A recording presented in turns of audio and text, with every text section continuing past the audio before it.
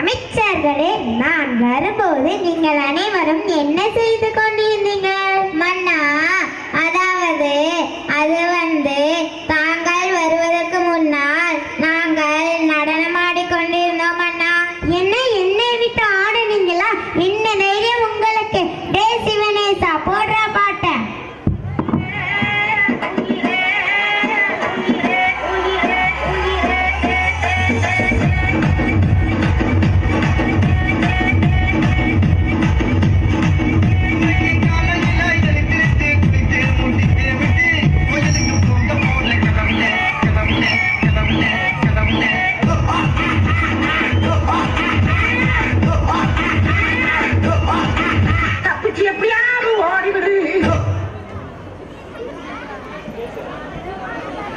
நம் நாட்டில் என்று ஏதாவது செய்தி உள்ளதா?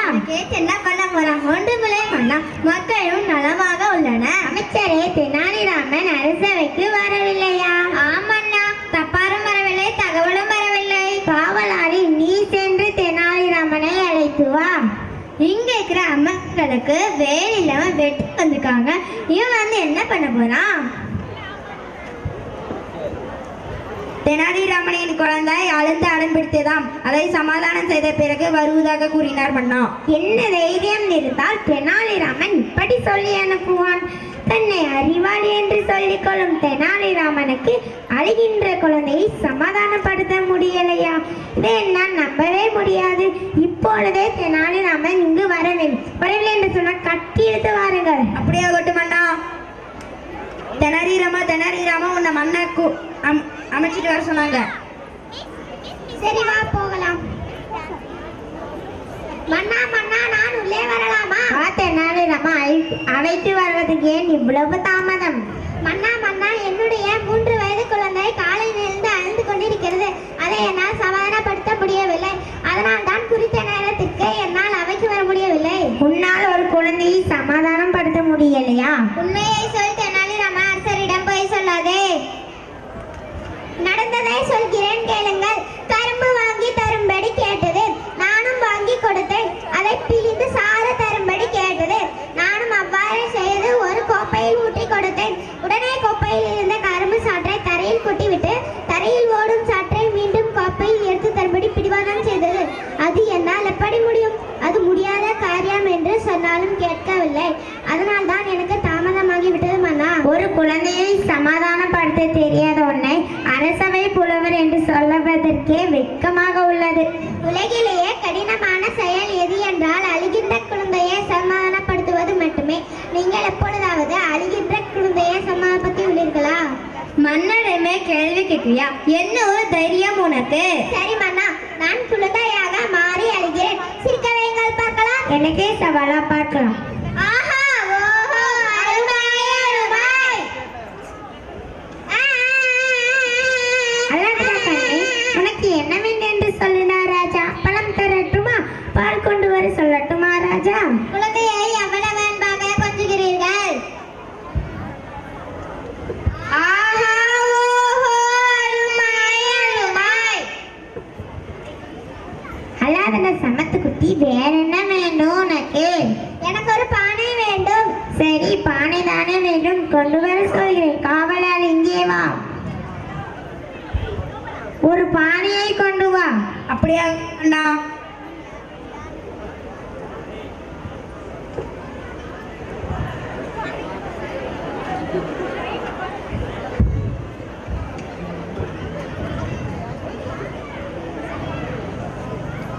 தெனாலிராமா, இந்த பானை வைத்து விளையாட போகிறாயா? இல்லை மன்னா, பானைக்குள் அமைச்சரை போக சொல்லுங்கள். இந்த பானைக்குள் நான் எப்படி போக முடியும்? ஆஹா, என்னால் முடியாது மன்னா. இல்லை, நீ போகத்தான் வேண்டும். மன்னா, என்னை காப்பாற்றுங்கள். அதே எப்படி இந்த பானைக்குள் போக முடியும்? ஆஹா, என்னால் முடியாது மன்னா. ஆஹா, ஓஹோ,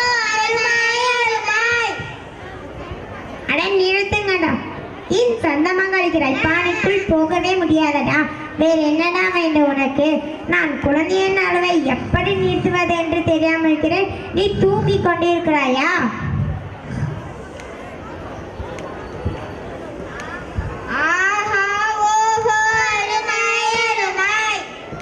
நிறுத்துங்கடா, குழந்தையின் அளவை நான் எப்படி நிறுத்துவது என்று தெரியாமல் இருக்கிறேன். நீ சாப்பிட்டு கொண்டிருக்கிறாய். எப்படி நிப்பண்டாரமே? மன்னா மன்னா, நான் ஒரு முயற்சி செய். மன்னா மன்னா, நான் ஒரு கடிதம் சொல்லி இந்த குழந்தையை சிரிக்க வைக்கட்டுமா? சிரிக்க வைங்கள் பார்க்கலாம். குழந்தாய், நான் ஒரு கடிதம் சொல்லி உன்னை சிரிக்க வைக்கிறேன். சிரிக்க வைங்கள் பார்க்கலாம். எலிக்கு பிடிக்காத படிப்பு எது? எலிக்கிட்டே கேளுங்க. அட அறிவி கேட்ட மக்னி அமைச்சர்கள், குழந்தையின் அளவை நிறுத்துங்கடா. மன்னா, நான் கொஞ்சம் சீட் வைக்கிட்டா பார்க்கலாமா? பார்க்கலாம். குழந்தை, அங்கே போ, காகம் பழிக்கிறது. போடா லூசு, காகம்னா பார்க்கத்தானே செய்யும். மன்னா, நான் ஒரு முயற்சி செய்கிறேன். போதுமண்ணா, உங்க அறிவு கெட்ட ஆலோசனை.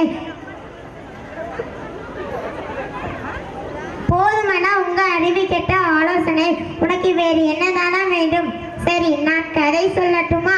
ஒரு ஊர்ல பாட்டி வடை சுட்டாங்களா, அதே காகம் தூக்கிட்டு போயிடுச்சான். நீ குழந்தையா இருக்கிறப்பவே தூக்கிட்டு போயிடுச்சு. இன்னுமா இதை சொல்லிட்டு இருக்க? இதுவும் வேண்டாமா? வேறு என்ன செய்வது அமைச்சரே? சரி, கொண்டு வா.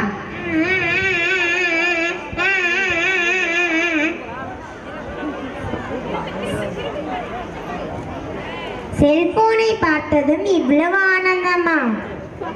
எப்படியோ குழந்தையின் அளவை நிறுத்திவிட்டான். ஆனால் இது நல்ல பழக்கம் இல்ல. தெனாலிராமா, செல்போனை நம் நாட்டு இளைஞர்கள் சீரழிக்கிறார்கள். அதிலிருந்து மீட்ட ஏதாவது வழி கூறுங்களே.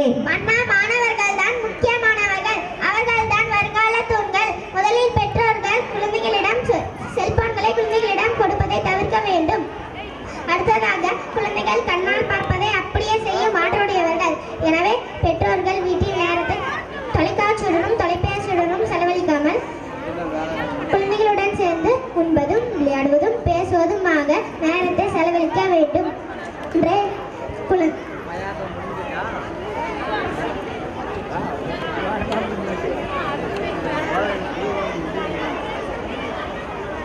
கண்டிப்பாக முடியாது. ஷபாஷ் ஷபாஷ் தெனாலிராமா, நீ என் கண்களை மட்டுமல்ல, நம் நாட்டு அனைவரு கண்களையும் திறந்து விட்டான். நம் நாட்டில் உள்ள அனைவரும் தெனாலிராமன் கூறியதை கடைபிடிக்க வேண்டும். செல்போனை தேவைக்கு மட்டும் பயன்படுத்த வேண்டும். இதுவே என் கட்டளை. கட்டளை. ஆஹா, ஓஹோ, அருமை அருமை, நன்றி. நாம் செய்தித்தாட்களில் படித்திருக்கிறோம். பாருங்க, நம் கண்முன்னும் காண்கிறோம். அப்படியே பாருங்க.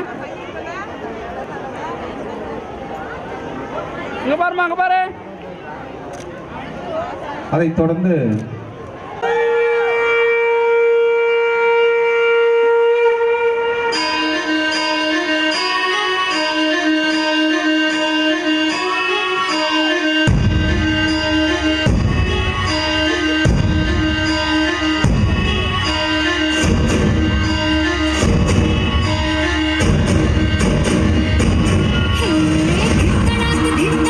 आजा और कैसा रात पैरों से बिल्ली जरा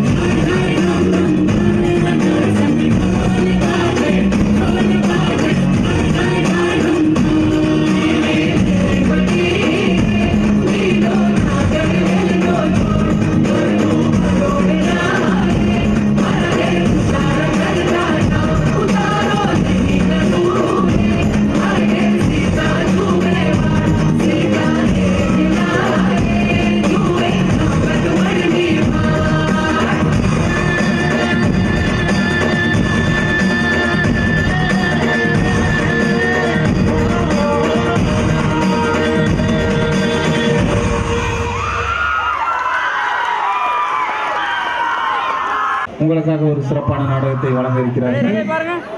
பெற்றோர் நாம எல்லாம் படிச்சிருப்போம். இப்போ 90ஸ்ல படிச்சிருப்போம். பாரு, அப்ப படிக்கும்போது பாரு, பாரு. நம்ம என்னென்ன அலப்பறை பண்ணிட்டு இருந்தோமோ அதே போல நம்ம எப்படி படிச்சிட்டு இருந்திருப்போம் நமக்கு தெரியும்.